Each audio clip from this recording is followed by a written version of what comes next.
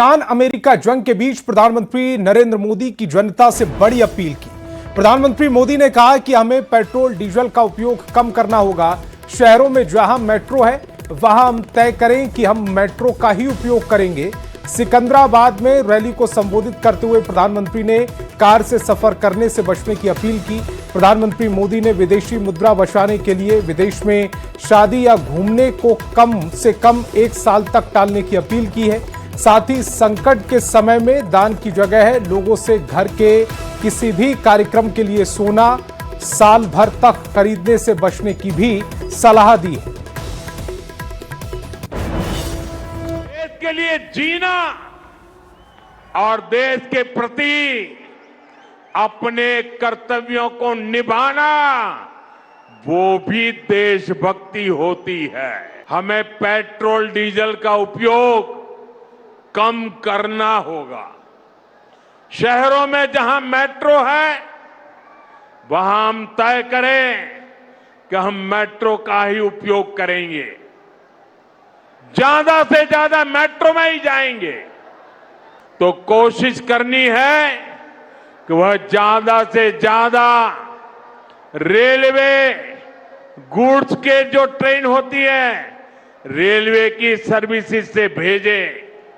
ज्यादा से ज्यादा रेलवे गुड्स के जो ट्रेन होती है रेलवे की सर्विसेज से भेजें, ताकि इलेक्ट्रिक रेलवे होने के कारण पेट्रोल डीजल की जरूरत नहीं पड़ती है।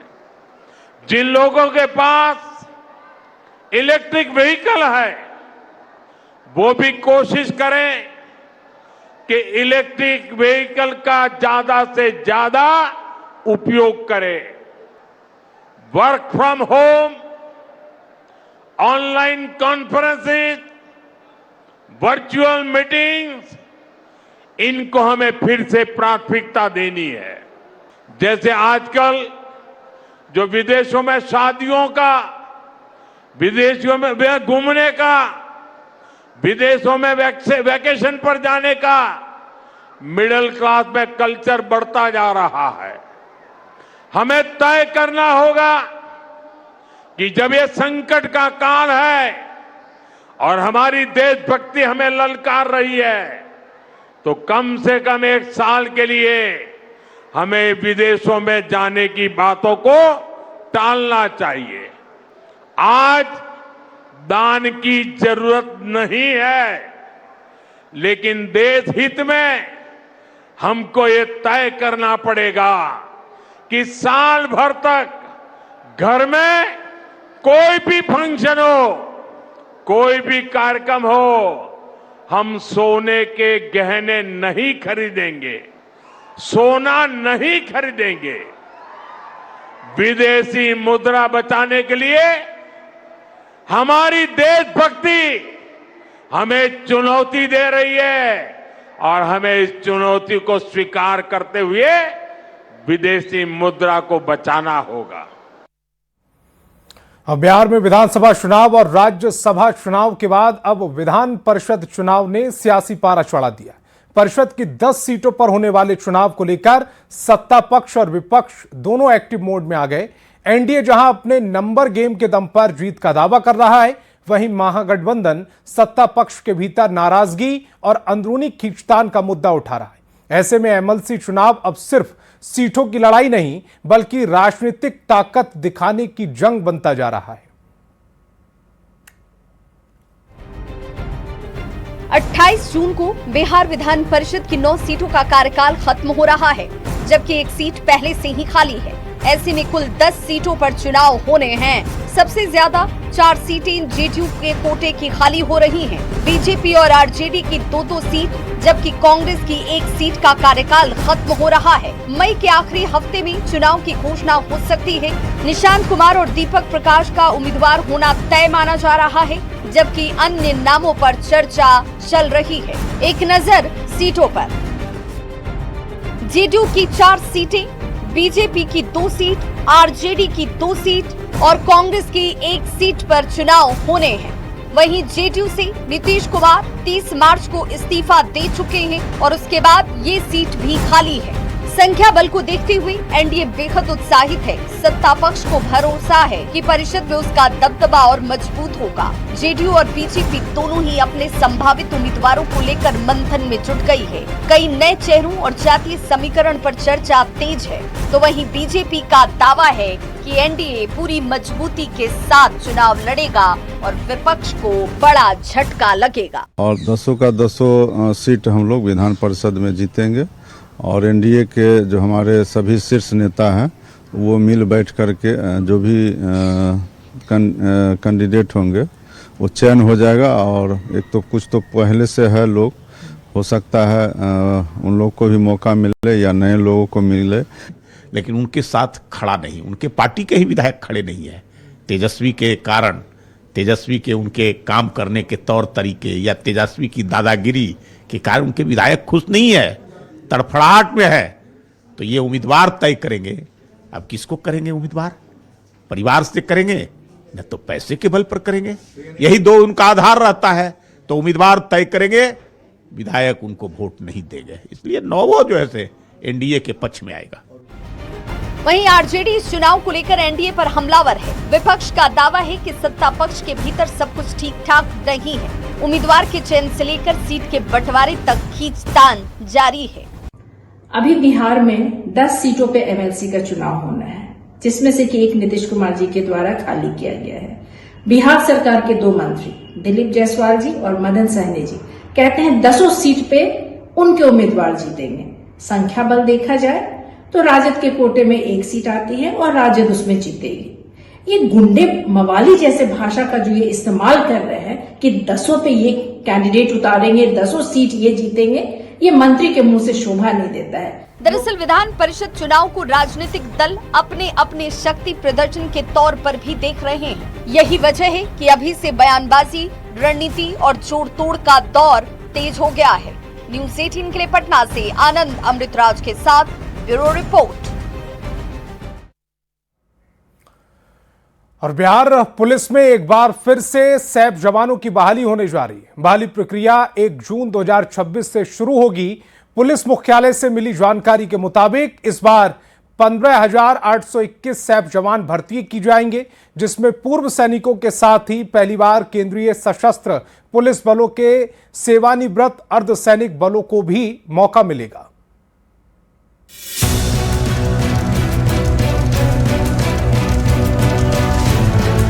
बिहार में सम्राट चौधरी के सीएम बनते ही रोजगार की बहार आती दिखाई दे रही है। नौकरी की तलाश कर रहे पूर्व सैनिकों और अर्धसैनिक बलों के रिटायर्ड जवानों के लिए बड़ी खुशखबरी सामने आई। बिहार पुलिस ने विशेष सशस्त्र पुलिस यानी कि सैप के 15,821 पदों पर बहाली की प्रक्रिया की शुरुआत कर दी है। इस भर्ती की सबसे खास बात ये कि पहली बार सीआरपीएफ, बीएसएफ और आईटीबीपी जैसे केंद्रीय अर्धसैनिक बलों के सेवानिवृत्त जवानों को भी मौका दिया जा रहा है। इससे बिहार की सुरक्षा व्यवस्था और पूर्व जवानों के री एम्प्लॉयमेंट की दिशा में बड़ा कदम माना जा रहा है। बिहार में एक बार फिर से सैप की जो है वो बहाली होनी है और इसकी प्रक्रिया जो है वो 1 जून से शुरू होगी। बताते ये चले कि 1 जून से बिहार में जो है सैप जवानों की बहाली जो है वो शुरू होगी और इसकी पूरी प्रक्रिया जो है वो निर्धारित कर दिया गया है। इसका एसओपी जो है वो तैयार कर लिया गया है। बताते चले कि पूर्व सैनिकों के साथ सेवानिवृत्त और सैनिक बल का भी जो है वो चयन होगा। इसी के साथ सैप जवानों की बहाली में सम्राट सरकार ने एक ऐतिहासिक फैसला भी लिया है। अब तक इस बल में केवल भारतीय सेना के पूर्व सैनिकों की ही भर्ती होती थी, लेकिन इस बार केंद्रीय सशस्त्र पुलिस बल के सेवानिवृत्त जवानों को भी मौका दिया जाएगा। यानी सीआरपीएफ, बीएसएफ, आईटीबीपी जैसे बलों के पूर्व जवान अब बिहार पुलिस के सैप विंग का हिस्सा बन सकेंगे। भर्ती प्रक्रिया पूरी तरह से पारदर्शी होगी, जिसमें शारीरिक दक्षता और दस्तावेजों की जांच मुख्य आधार होंगे। पहली बार केंद्रीय सशस्त्र पुलिस बलों के सेवानिवृत्त और सैनिकों बलों के भी मौका जो है वो दिया जाएगा। और इसको लेकर के बिहार पुलिस ने भर्ती को लेकर के दानापुर कैंट के सेना रोजगार कल्याण संगठन को नोडल इकाई बनाया है। साथ ही भर्ती का कैलेंडर भी जो है वो जारी कर दिया है। 1 जून से 7 जून तक होने वाली भर्ती रैली के लिए दानापुर कैंट को नोडल इकाई बनाया गया है। एक नजर प्रमंडलवार होने वाली भर्तियों की तारीखों पर। 1 जून पूर्णिया, भागलपुर और दरभंगा प्रमंडल। 2 जून कोशी, मुंगेर और सारण प्रमंडल। 3 जून तिरहुत प्रमंडल, 4 जून मगध प्रमंडल, 6 जून पटना प्रमंडल, 7 जून पटना प्रमंडल के शेष जिले। बता दें कि सैप जवान मुख्य रूप से नक्सल प्रभावित क्षेत्रों और महत्वपूर्ण प्रतिष्ठानों की सुरक्षा में तैनात किए जाते हैं। अनुभवी पूर्व सैनिकों और अर्ध सैनिकों के आने से पुलिस बल की कार्य क्षमता और अनुशासन में वृद्धि होगी। वहीं 15,000 से अधिक सैप जवानों की इस बहाली से बिहार की कानून व्यवस्था को काफी बल मिलेगा। न्यूज 18 भी आप तमाम जो दर्शक हैं उनको बता रहा है कि अगर आप सेवानिवृत्त जो है वो अर्धसैनिक बल से जुड़े हुए जवान रहे हों या पार्लियामेंट्री फोर्स के रहे हों, CAPS के रहे हों, तो आप इस मौके का लाभ उठा सकते हैं और अपने राज्य में जो सेवा है सुरक्षा की उसमें अपना योगदान दे सकते हैं।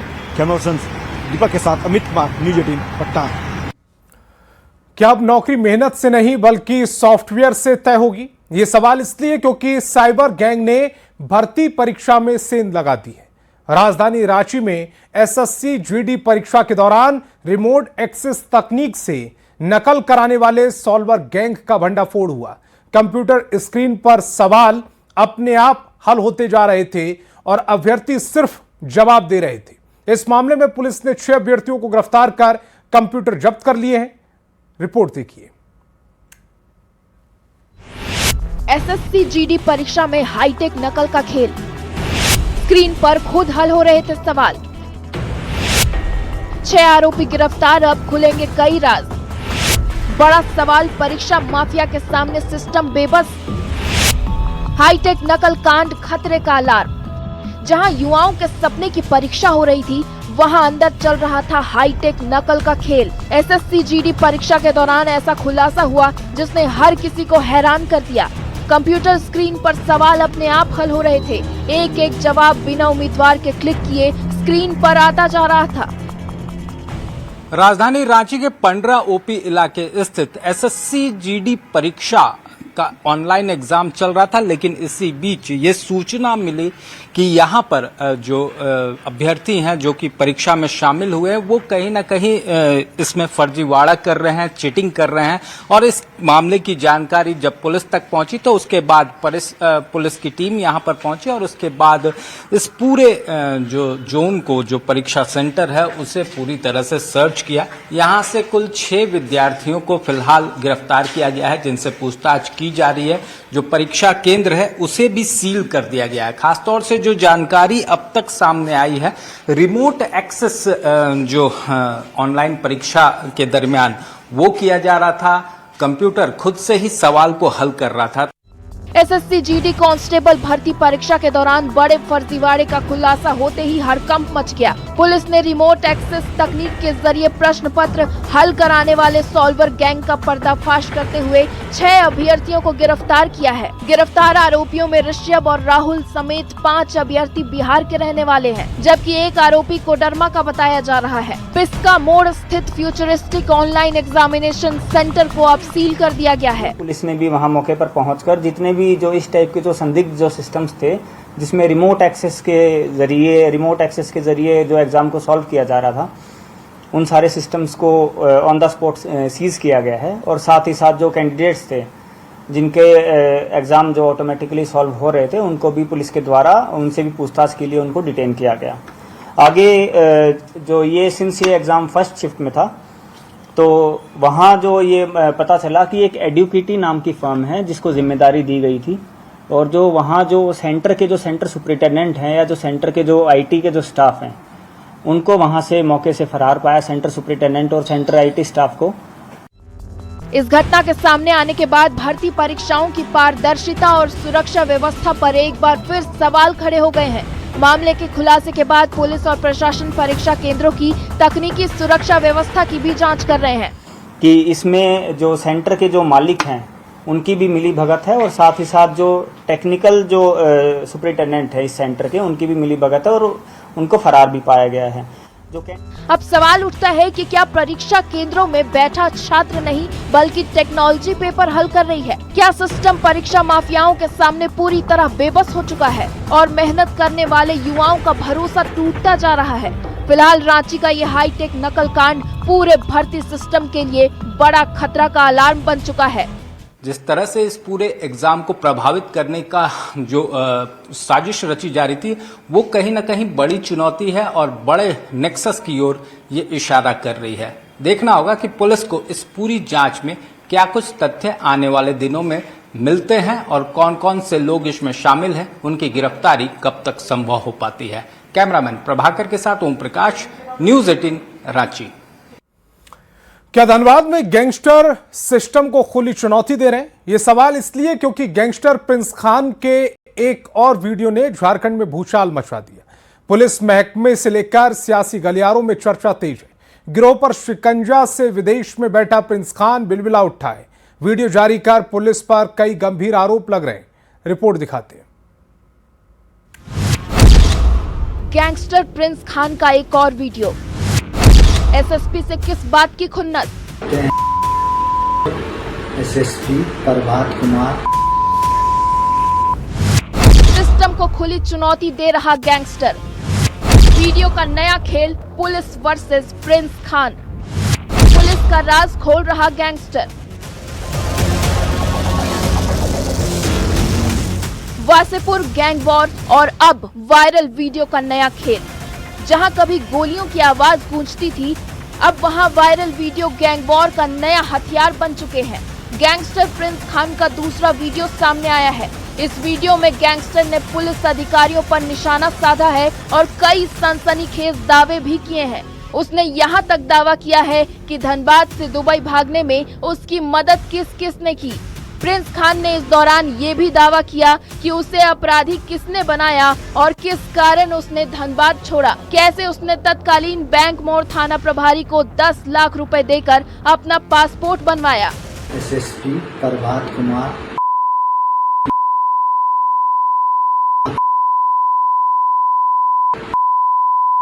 जब व्यापारी लोग इसको बोलता है कि इतना आप रेट क्यों बढ़ा दिए, एक साइड का ये 1.5 से 1.5 करोड़ लेता है एक साइड का काम चालू करने का, और गाड़ी पीछे 1 लाख रुपया लेता है। ये 300 से 400 गाड़ी रोज निकलता है।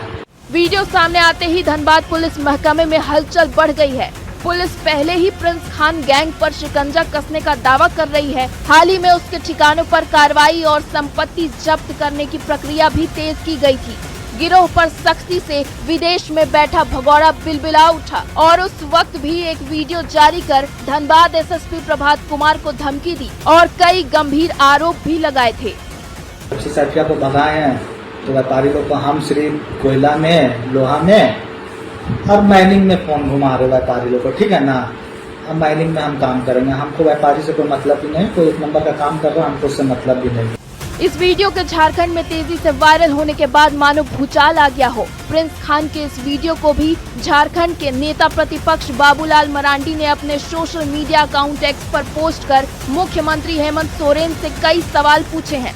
साथ ही धनबाद एसएसपी प्रभात कुमार को तत्काल हटाने की मांग की है। बाबूलाल मरांडी ने धनबाद के कुख्यात अपराधी प्रिंस खान द्वारा विदेश से जारी कथित वीडियो को लेकर राज्य सरकार पर बड़ा हमला बोला है। धनबाद का वासेपुर पहले भी गैंग वॉर और अपराध की वजह से चर्चा में रहा है, लेकिन अब सवाल ये उठ रहा है कि आखिर सोशल मीडिया के जरिए गैंगस्टर लगातार सिस्टम को खुली चुनौती कैसे दे रहे हैं? क्या ये सिर्फ डर फैलाने की कोशिश है या फिर इसके पीछे कोई बड़ा नेटवर्क काम कर रहा है? फिलहाल पुलिस वीडियो की जांच में जुटी है, लेकिन वायरल वीडियो ने एक बार फिर धनबाद की कानून व्यवस्था पर बड़े सवाल खड़े कर दिए हैं। क्या सोशल मीडिया अब गैंगस्टर का नया हथियार बन चुका है? और क्या प्रशासन ऐसे वीडियो पर सिर्फ कार्रवाई का दावा करेगा या कोई बड़ा एक्शन भी देखने को मिलेगा? इस पर सबकी नजर बनी हुई है। न्यूज़ 18 के लिए धनबाद से संजय गुप्ता, रांची से ओम प्रकाश और निरंजन के साथ ब्यूरो रिपोर्ट।